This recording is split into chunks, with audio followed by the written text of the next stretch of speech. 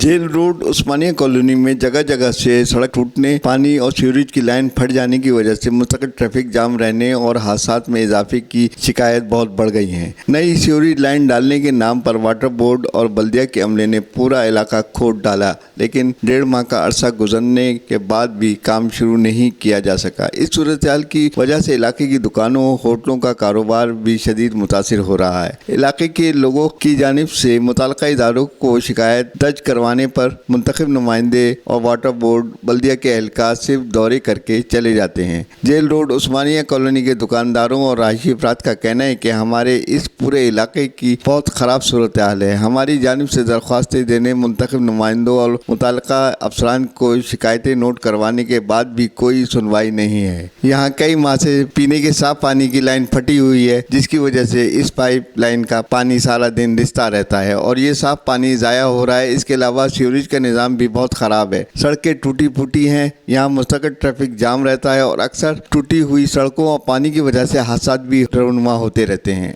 ऐसे मुमताज़ साथी रिपोर्टर गफरान खान, सच्चा न्यूज़, कराची।